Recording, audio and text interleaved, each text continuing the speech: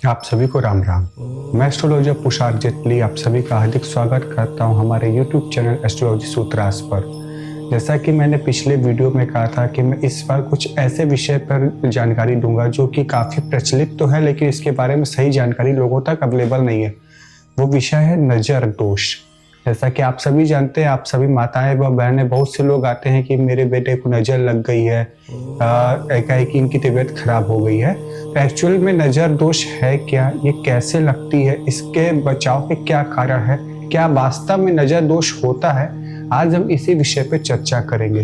तो चलिए फिर शुरू करते हैं हमारा ये वीडियो। सबसे पहले हम लोग जानते हैं कि नज़र दोष है क्या और क्या नज़र दोष सही में लगती है। तो जैसा कि आप लोग जानते हैं कि नज़र दोष में से नज़र अगर शब्द को ले तो नज़र उतारना, नज़र हम लोगों ने हमेशा सुना कि हमारी माताएं बच्चों पर से नज़र उतारती हैं। आप ये समझिए कि नज़र शब्द आया कहाँ से। ये नज़र शब्द एक्चुअली नज़र उतारना ये हमारा द्वापर युग से चला आ रहा है, जहाँ पर माता यशोदा लल्ला कृष्ण मतलब अपने लल्ला कृष्ण जी की नज़र उतारती हैं और कहती हैं कि मेरे लल्ला को नज़र न लग जाए। अब आप जरा एक बात सोचिएगा कि जिनकी एक नज़र से तो पूरा सूरज चमकता है, एक नज़र से चंद्रमा चमकता है, तो क्या कृष्ण जी पर किसी की नज़र लग सकती है? तो आखिर यशोदा माँ ऐसा क्यों कह रही है कि मेरे लल्ला को नज़र न लग जाए? तो नज़र लगना एक्चुअल में हमारे प्रेम को अभिव्यक्त करने की एक रीति है। इसके बारे में आप लोगों ने कई बार प्रेमानंद जी के मुंह से भी सुना होगा, जो हमारे संत प्रेमानंद जी हैं, उन्होंने भी इस बारे में डिटेल से बताया कि नज़र एक्चुअल में कुछ नहीं होता है, सिर्फ हमारे प्रेम को अभिव्यक्त करने की एक प्रक्रिया है जिसमें हम अपनी उंगलियां चटकाते हैं और कहते हैं नज़र न लगे। अब इसके साथ में एक और बड़ा रोचक तथ्य है। बहुत से लोग जो है देखते हैं नज़र से बचने के लिए नज़र सुरक्षा कवच पहनते हैं, एविल आई जिसको कहा जाता है। अब आप लोग जरा ये समझिएगा कि आप एक एविल आई से बचने के लिए दूसरे एविल आई का इस्तेमाल कर रहे हैं, तो क्या आप सही में एविल आई से बचे हुए हैं? ये सोचने की बात है। तो आप किसी भी एविल आई ब्रेसलेट का या एविल आई का जो आजकल पेंडेंट आ गया है, लोग अपने घर पे भी टांग देते हैं, तो इन सब में से किसी से भी नज़र दोष से छुटकारा नहीं मिलता। नज़र दोष ऐसे नहीं लगती। ये होता क्या है, क्यों होता है? अचानक हमारा काम बिगड़ गया तो हमें कहा गया कि हमें नज़र लग गई, ये क्यों होता है?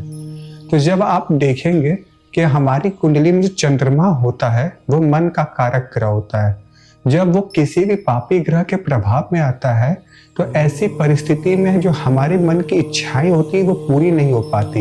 एक उदाहरण के तौर पे, आपका कोई काम होने वाला है, आप उसको लेकर के मन में बड़ी प्रसन्नता अनुभव कर लीजिए, और आपकी कुंडली में चंद्रमा यदि शनि या राहु या केतु से प्रभावित है या अशुभ स्थान में बैठा है या अशुभ स्थिति का बैठा है, तो ऐसी परिस्थिति में आपने इधर सोचा और आपका काम बिगड़ा। ये स्टेप होता है। क्यों?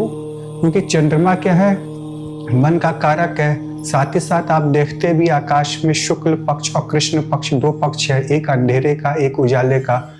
और शनि राहु केतु ये जो ग्रह ये अंधेरे वाले ग्रह, जब इनकी दृष्टि चंद्रमा पर पड़ती है तो चंद्रमा का भी प्रभाव जो वो अंधेरे वाला हो जाता है, तो हमारी वो इच्छाएं पूरी नहीं हो पाती। आप लोगों ने जैसा कि अनुभव भी किया होगा कि आपका कोई काम है, बनता हुआ काम, आपको पूरी उम्मीद है कि मेरा ये काम हो जाएगा, लेकिन क्या है कि उसकी चर्चा कर दी। अब वो चर्चा कर देने मात्र से उस काम के पूरा होने में दिक्कत आ जाती है। तो ऐसा क्यों होता है? ऐसा इसलिए होता है क्योंकि आपकी कुंडली में चंद्रमा कहीं ना कहीं राहु केतु शनि से प्रभावित होता है या अशुभ स्थान में होता है। क्यों? क्योंकि चंद्रमा आपने आकाश में भी देखा कि 15 दिन घटता है, 15 दिन बढ़ता है, तो इसके दो पक्ष है, एक अंधेरे का एक उजाले का। जब आपके चंद्रमा पर शनि राहु या केतु का प्रभाव होता है, क्योंकि अंधेरे के ग्रह, तो वो उसको और अमावस्या की ओर अंधेरे की ओर लेकर के जाते हैं। तो ऐसे व्यक्तियों को नज़र बड़ा जल्दी लग जाती है। आप जो नज़र कहते हैं, मेरे समझ से तो इसको ही कहा जाता है कि ऐसे व्यक्तियों का चंद्रमा काफ़ी कमज़ोर है, जिसके कारण से इनके काम होते होते रुक जाते हैं, जिसको कि सामान्य भाषा में आप लोग नज़र दोष के नाम से जानते हैं। तो इसका समाधान क्या है? तो इसके कई समाधान हैं। सबसे सरल और सबसे बेहतरीन समाधान है कि अपनी योजनाओं को हमेशा गुप्त रखिए।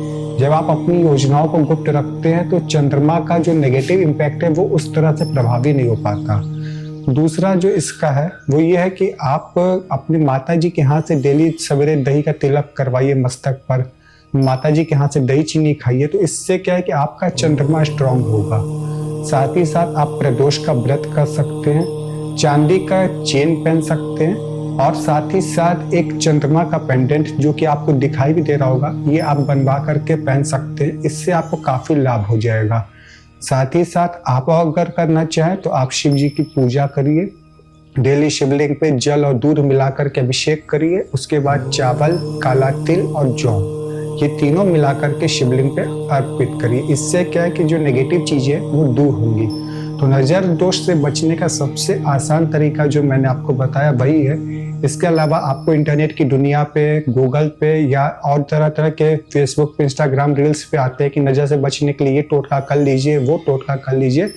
वो सब सिर्फ और सिर्फ एक दिखावा है, वास्तविकता से कोई लेना देना नहीं है। जो नज़र दोष को लेकर के जो वास्तविकता थी वो मैंने स्टेप बाय स्टेप आप लोग को समझाया। अगर आप लोग को वीडियो पसंद आए तो आप लोग लाइक करिए और कमेंट में राम राम लिखिए। जय श्री राम।